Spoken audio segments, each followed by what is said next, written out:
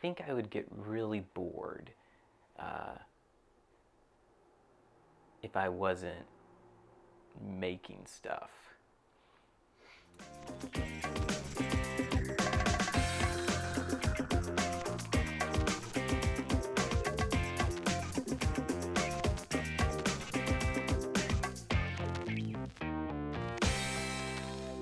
I lived in Atlanta for 3 years. I worked on a show on Adult Swim.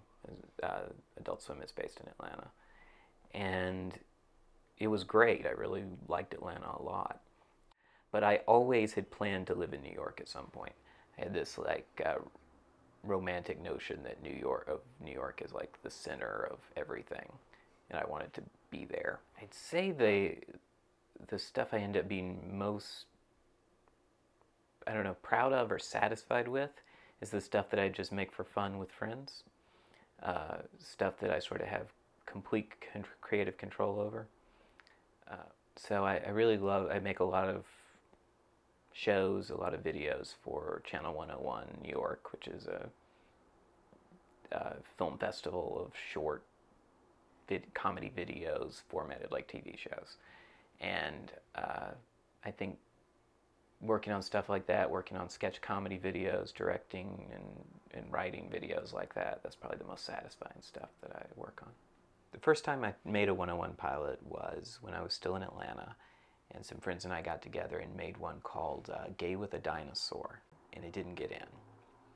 So we turned around and made another one for the next screening called Lightning Brains. And when we went to submit that to LA, we discovered that Channel 102 was launching in New York.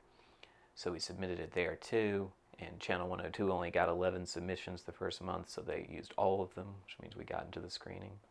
And then we tied for 5th place, which means I was a primetime show at the very first Channel 101 screening in New York. And when I came to New York, I started working on other shows, collaborating with other folks, doing animation, special effects, and stuff like that. I made a cartoon with Steven Levinson called Armsstrong, with 2 S's, and it was about the late great Neil Armstrong and how he would turn into Louis Armstrong, sort of like a werewolf. After that, I made a show called Peanut Butter Factory, which in a lot of ways is one of my favorite pilots that I ever made. But we shot it in a very dark room with no lights, no decent audio equipment. It's one of the worst looking things you've ever seen. That was great because I met some people at that screening who I eventually hired me to do real work for real money. That was kind of, it was good that I made that terrible show. One afternoon, I think we had like 2 weeks to go before the deadline for Channel 101. I emailed a bunch of friends who lived in the neighborhood and said, anybody who wants to meet, let's go talk about a show idea and go film a show. And so 4 other guys showed up, and we just ate lunch, talked about ideas, eventually came up with the idea of a guy who teaches guitar tutorials on the internet and has an alien sidekick.